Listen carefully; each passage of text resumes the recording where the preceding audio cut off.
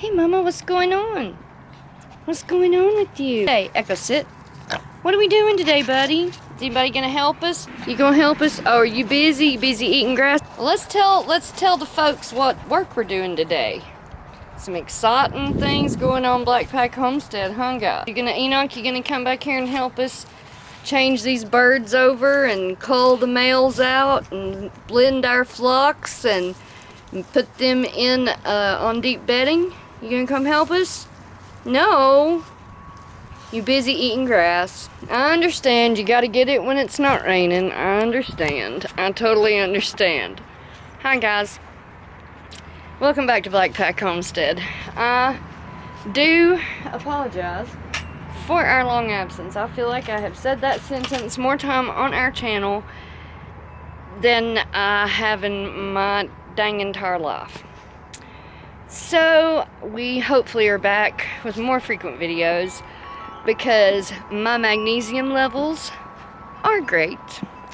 I am back to normal. I feel bubbly happy. I'm able to do what I need to do every day rather than just the bare minimum, which is how it's been for about a year now. Last February I got the flu, ended up in the hospital because I had like terrible diarrhea, got dehydrated, and that is when we figured that my magnesium stores became depleted.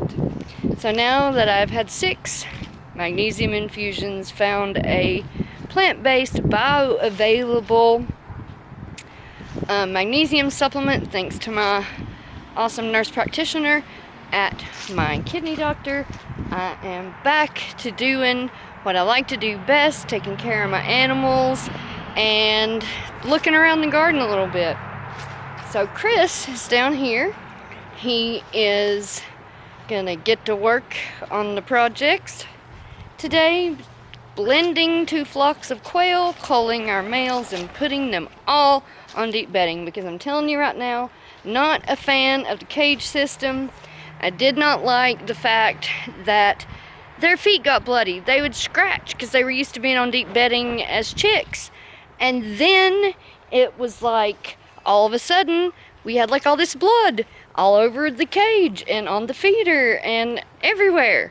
And so it was just a mess. We like for them to be outside best. We're gonna do our best to get them back outside as soon as possible because we believe they're happier on the ground where they can scratch and eat bugs and grass and plantain and dandelions and all those wonderful things that grow in the backyard. So, Chris has opened up my birdies.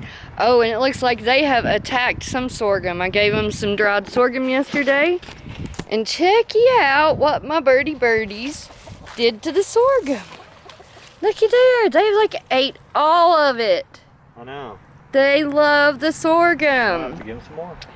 Yes, we'll have to give them some more. So how's it going, Christopher? It's These good. folks ain't seen you in months. I know. I actually got to see the sun this week, so. Yeah, well, you didn't. You weren't on the last 2 videos. It was all me. Yeah. So so just working, going to work in the dark, and coming home in the dark. Tell them about our projects for today. Yeah, why don't you tell them a little bit about it? Well, our projects is take care of the quail a little bit, get our bedding in our garden area. It should break down nicely. It doesn't break down as quick as the hay and poo, and it has a kind of a different effect, but the hay and poo is the way to go in the way of... The way we like to do it. Yeah, I think it's best. It breaks down great and makes good dirt. Mm-hmm. What else are we going to do today? Well, I told him about that we're going to blend 2 flocks. Okay. Yeah. And cull males and put them all on deep bedding So we pool things. So we're going to show them... Some quail murder, some bird murder. Oh, shut up. That sounds terrible.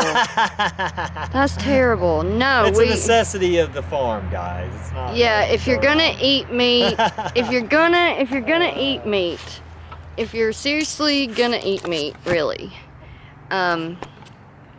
something has to die. Yeah. And at least what we believe is that the animals that we raise have lived the best possible life we can give them. They weren't crammed in a warehouse with thousands of other birds eating their own poo and trying to kill each other because they ain't got enough room. I may drag that over there. You want to do an outside bird experiment and just put some in the outside? if we split this flock, we will never be able to blend them again. So I say we stick with the original plan, do the deep bedding, because February is classic for being a nice 70, 65 degree day one day and being like 16 the next. Yes. So I don't want to chance it. They're not acclimated to outdoors. These birds were hatched in the house, raised in the house, never been outside the house. So I don't think it's a good idea till we're guaranteed a little more stable weather. Yes. So we don't, I mean, they're not used to it. All right. Well, you want to go into the basement? All right, thank you. Thank you. Thank you very much. All right, now, the major plan is, at the moment, the brooder, or what we called the brooder, is what we're doing. Our big swimming pool, pine shavings, and then a piece of hardware cloth in the circumference, and then when they start trying to fly bird netting over the top of clothespins. Now, the pool that's in there was my dog pool for the summer, and then I got the pool I'm fixing to show you, which you've seen before when Chris was raking the poo and hay and putting it in the garden. He would put it in the swimming pool. So this swimming pool has a slide because it's deeper than the other pool, and I wanted a deeper pool for the dogs, and it has a drain plug in the bottom, so I didn't have to tip it over. So here's gonna be the second, I'm gonna call it a brooder because that's what we've called it forever, second quail home brooder that we're gonna put in the basement. All right, here it is. So this is my pool. As you can see, it is one of the larger size, but we have this slide. And I didn't really want it because of the slide. I wanted it because it was deeper. And it's about, I'd say it's about 2 foot deep, and our other one's probably 1.5 feet. So there you go. That's the pool. We're gonna scrub it out, clean it out, get it ready to put deep bedding in, and then start throwing birds in it. So that's the pool we're gonna set up today, and you can see how we do it. I didn't get my knife. Well, there you go. There's the hardware cloth that will make the little fence that goes around them because they will jump out of. 3 foot high. It's a little high for quail, but it's going in the around the pool circumference, and it will keep them from escaping, I hope. Yeah, it's worked so far with the other method, unless you get like a gap in your netting and then they stand on top of the feeder, jump up and fly out. Yeah, we'll deal with that. Yeah, which we have. It's no big deal. All right. Escapees happen. Escapees happen. All right. So there you go. That's the plan. That's the plan. He's gonna go get his knife, and we're gonna get everything set up, and we'll be back with you in a second. So you see here, we've got the pool. Chris decided that we could put it on the outside, and because they're big birds, they're not babies. They're not gonna be able to push against it to get down in the crack. So, and Chris also thought that leaving them that slide might be fun. They'll jump up on the steps, and that's where this taller hardware cloth's gonna come in handy. So he had a plan all along. That was my plan. And why didn't you tell me this plan? Because it was a secret. Why was it a secret? Because then you'd be like, oh, that's how you're gonna do that. So you wanted to surprise me with a quail playground? Yeah, I could even hang my toys in here. Like I hung toys in the cage trying to give them something to do besides peck each other's heads and tear each other's backs up. So now they have a playground. Thank you, honey. You're welcome. He loves me. Okay, so then the hardware cloth is wrapped around, and then he's gonna secure it here and with the wire that came with it. Oh, just to hold it until we can get our twist ties. All right, cool beans. All right, Chris. Do I need to hold anything? You're good? Yep. I can be the cameraman.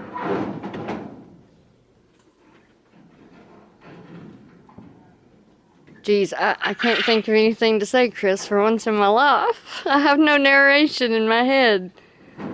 That's not normal. You see, you don't understand. I have this feeling in my soul that I must share every word that pops into my head. And that poor man over there, he will come home from work, you know, working his rear off, all day long, and all he wants to do is sit down, watch maybe some Fox News, and chill, you know, before it's time to do the evening animal chores. So, what does Morella want to do? Oh, guess what Hattie did today? Hattie did this, Hattie did that. Oh, and by the way, today I thought we should get this for that, and I think we should go over here and we should have quail for dinner. No, wait a minute, I'm hungry for rabbit. And he's like, honey, I'm trying to unwind. And he is so kind and so sweet about it, because one of the first things I told him when we were dating, God, we've been together 17 years this year. And one of the things I told him when we were dating was, Chris, I really like to talk a lot, and it is a problem I've had my whole life.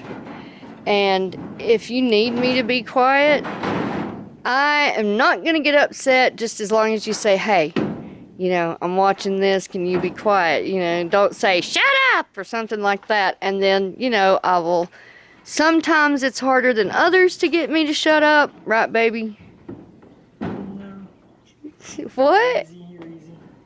I'm easy, so it's not hard to get me to be quiet. No, I'll just put on some EastEnders or something. I love British soap operas. But anyway, so yes, I like to talk. So it's highly unusual for me to stand here quietly and film and watch what he's doing. So now he has 2 secure points. I'm just going to do it in there. One at the top, and one at the bottom.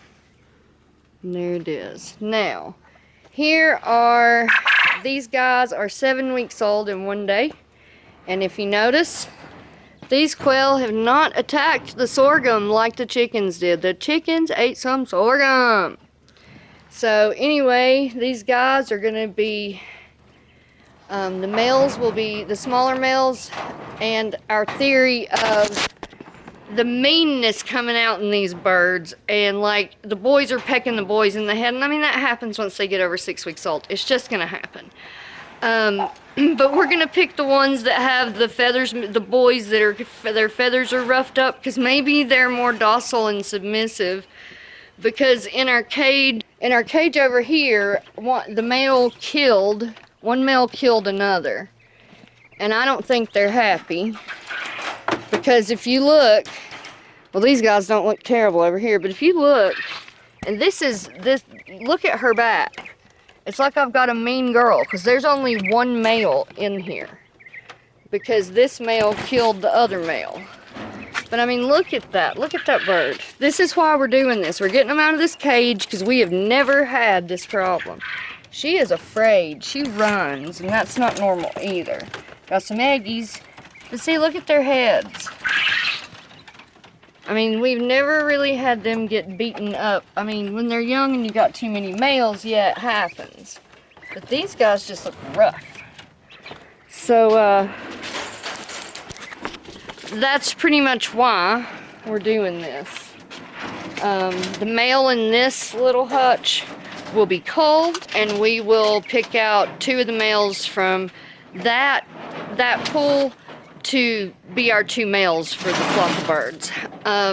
Because we've just had some mean birds lately. I don't know what the deal is with that. Maybe it's because they've never been outside and they're mad. You know, because these guys have never been outside, and our birds outside did not do this. Shoot, can I even, well, when the bedding gets deep, I'll be able to reach the birds. But look, I can't reach the birds. I couldn't catch birds out of this brooder or cage. So glad I'm healthy enough to help. It's attacking my boot. We're gonna swap back and forth, like that one will get dumped, they'll move into this one fresh, and then when this one's full, then we'll put them in that one, and this one will get dumped, so on and so forth. And if we're breeding birds, we'll figure it out to where those birds are ready to be culled or integrated or whatever. Yeah. Now we're putting the bird netting on.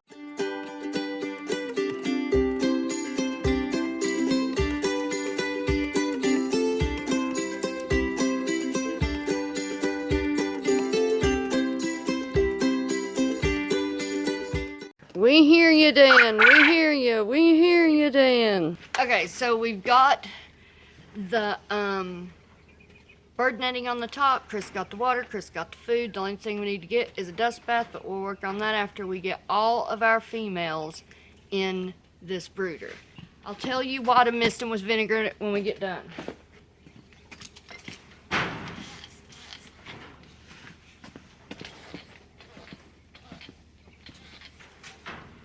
That one's really nice.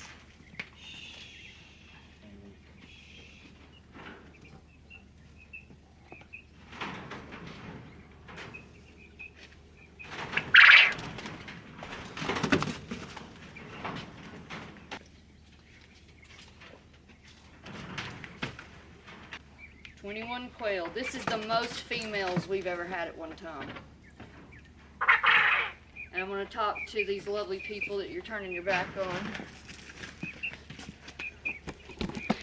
Alright, lovely people. Here's what's going on. Here, let's get Chris in this shot. Come over here, because I don't want to stand in front of all of our junk. Okay, here's the deal. And I'll show you the pools in just a second. Now, as you know, at the end of the fall, we took our outside, man, he's not happy. We took our outside tractor quail and we harvested them because quail lay for about a year. And then after that, he's trying to go on that. And then after that, you know, much like that's their laying life, and then chickens need to be culled or whatever when they stop laying. And so they hadn't stopped yet, but we culled them, and then we hatched another set, and then, you know, you've seen the cage Chris built. This is the cage Chris built. And we don't like that design. I told you that earlier in the video. So Chris came up with this because we brewed them on deep bedding. Why can't they just live on deep bedding? They like to scratch, they like to dig, and their feet were getting bloody. So now I'm going to show you 21 Coturnix Quail hens in a swimming pool. 21 hens in a pool. So here they are in their pool quail paradise, complete with sliding board. And I'm hoping that doing this, they're the ones that look pitiful from being pecked to death. They've been fighting. Mating. See, that one is trying to go up the slide. See, she's trying to go up the slide. And so I'm going to get like some sort of sandpaper stuff and stick on it. This one's trying to go up the steps. And in our old pool, we have 9 males. All right, there you go. There's an aggressor. He needs to go. He's going in the... Yeah, so this guy was picking on his brother, ripping feathers out. They're only going to be in this cage for a minute. These guys are going to get cold. Close up. Okay, we had 10 males. And now we're down to 8 in the brooder, and we're just watching them to see who is picking on who. And if you're picking on your brother, you're going to freezer camp. And if you are a nice docile quail that's not picking on your brother, then we're going to pick 3 to put in here with the 21 girls. Oh, they're loving that sunshine. Look at that. They're cricketing away. Beautiful. Over here we have 2 guys. These were the aggressors so far in the brooder. Now, listen to you, cricket and alarm girl. And so over here is where our 16 layers were that we've had all winter. And this is the male. He's going to freezer camp as well. So there you go. So now we're going to get the girls a dust bath and continue to monitor the 8 boys over here in the brooder, making all the racket, and figure out who the aggressor is. I feel like I'm shouting to talk over these birds. So yeah, okie dokie. You should be filming me trying to catch this thing. It's ridiculous. Oh, there it goes. Shh, calm down. Battery's out. No way. Yep, Okay. It is. Okay, it's still recording though. Yeah, it's about daddy. Okay, we'll turn it off. We'll plug it up. So, Chris harvested 7 birds, and I am going to harvest the last one because I was getting the brooder stuff together. Why don't you go get a shot of their cage now that it's all set up while I finish this? Okay.